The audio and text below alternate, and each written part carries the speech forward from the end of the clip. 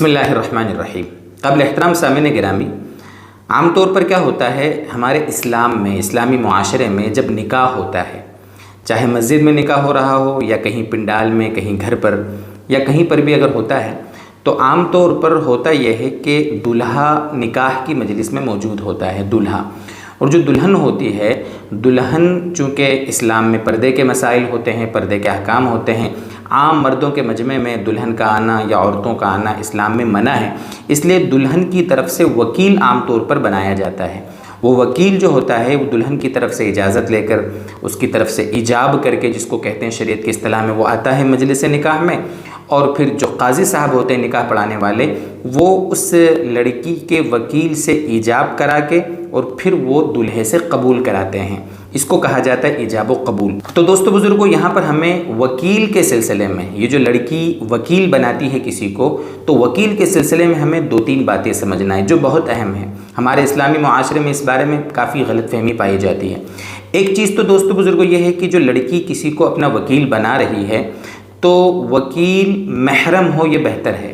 حالانکہ شریعت میں کوئی بھی مسلمان وکیل بن سکتا ہے، وہ کسی بھی مسلمان کو اپنا وکیل بنا سکتی ہے، چاہے اس کا رشتہ دار ہو نہ ہو، وہ اس کا قریبی ہو، محرم ہو یا غیر محرم ہو، کسی کو بھی وہ بنا سکتی ہے وکیل۔ لیکن علماء نے لکھا ہے، فقہ کی کتابوں میں یہ بات موجود ہے کہ اگر محرم ہو وکیل، محرم جو اس کا قریبی ہو، تو زیادہ بہتر ہے۔ وجہ اس کی کیا ہے؟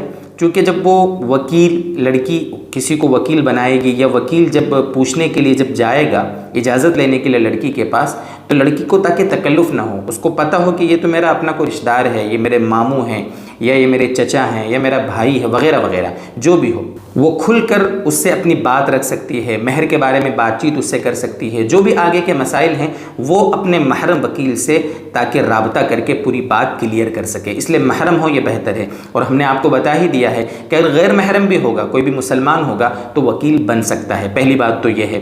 دوسری بات دوستو بزرگوں، یہاں یہ سمجھنا ہے کہ جب وکیل جو ہوتا ہے لڑکی کی طرف سے، جب وہ پوچھنے کے لیے جاتا ہے لڑکی سے اجازت لینے کے لیے، تو آپ نے دیکھا ہوگا عام طور پر دو گواہ جو نکاح کی مجلس میں جو طے کیے جاتے ہیں، تو وہ دو گواہ وکیل کے ساتھ لڑکی سے جب پوچھنے کے لیے وکیل صاحب جاتے ہیں، تو ان کے ساتھ بھی دونوں گواہ جاتے ہیں، اور ان دو گواہوں کا اس وکیل کے ساتھ لڑکی کے پاس جانے کو ضروری سمجھا جاتا ہے، فرض کے درجے میں سمجھا جاتا ہے۔ تو اس کا کیا مسئلہ ہے؟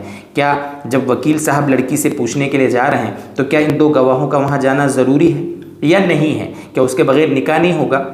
اس کو سمجھیں۔ دیکھو، اس کے لیے ہمیں فتاوی شامی جو فقہ حنفی کی بہت معتبر کتاب سمجھی جاتی ہے، بلکہ میں سمجھتا ہوں کہ یہ جو کتاب ہے فتاوی شامی، کوئی بھی مفتی، کوئی بھی عالم اس سے بے نیاز نہیں ہے، انتہائی معتبر کتاب سمجھی جاتی ہے۔ تو اسی فتاوی شامی میں جلد 3 صفحہ نمبر 21 پر ایک عبارت میں آپ کے سامنے نقل کرتا ہوں۔ اس میں لکھا ہے امام شامی نے کہ اما الشہادۃ علی التوکیل بالنکاح فلیست بشرط لصحتہ۔ مطلب کیا ہے اس کا؟ کہ نکاح کا وکیل بنانے کے لیے گواہ بنانا، یعنی گواہوں کا وہاں موجود ہونا وکیل بناتے وقت، یہ نکاح کے صحیح ہونے کے لیے شرط نہیں ہے۔ یہ جو گواہ اسلام میں نکاح کے وقت شرط ہے، تو مسلمان گواہ وہ جس وقت نکاح ہو رہا ہے نا، جس وقت ایجاب و قبول ہو رہا ہے، نکاح کی مجلس میں دو مسلمان گواہوں کا موجود ہونا ضروری ہے۔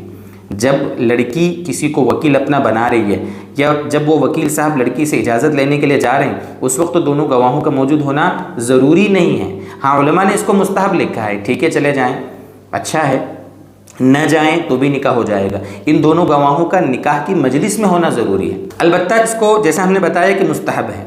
فتاوی شامی کی وہیں پر آگے عبارت ہے کہ وَإِنَّمَا فَائِدَتُهَا الْإِثْبَاتُ عِنْدَ جُحُودِ التَّوْكِيلِ۔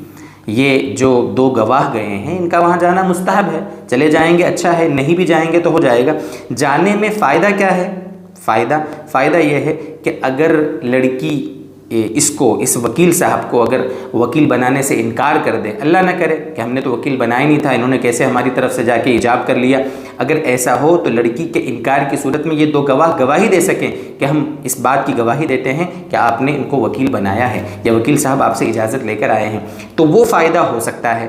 اس لیے ٹھیک ہے چلے جائیں، لیکن ہمیں یہ مسئلہ معلوم ہونا ضروری ہے کہ ان دونوں گواہوں کا لڑکی سے اجازت لیتے وقت اس وکیل صاحب کے ساتھ جانا یہ ضروری نہیں ہے۔ اگر کہیں ایسا ہو جاوے کہ وکیل صاحب کے ساتھ دو گواہ نہیں گئے یا گئے ہیں لیکن انہوں نے لڑکی کی بات نہیں سنی ہے، تو ایسا نہیں ہے کہ نکاح نہیں ہوتا، نکاح ہو جائے گا، کیونکہ دونوں گواہوں کا نکاح کی مجلس میں ہونا شرط ہے، وکیل بناتے وقت گواہوں کا موجود ہونا شرط نہیں ہے۔ آخر میں دعا ہے کہ اللہ تبارک و تعالیٰ اس طرح کی اور بھی باتیں ہمارے معاشرت کے مسائل کے اعتبار سے یا اور بھی جو بھی عبادت کے پہلو کے اعتبار سے جو بھی آئیں، تو ہم ان مسائل کو صحیح سمجھ کر عمل کرنے والے بنیں۔ اللہ ہمیں اس کی توفیق دے۔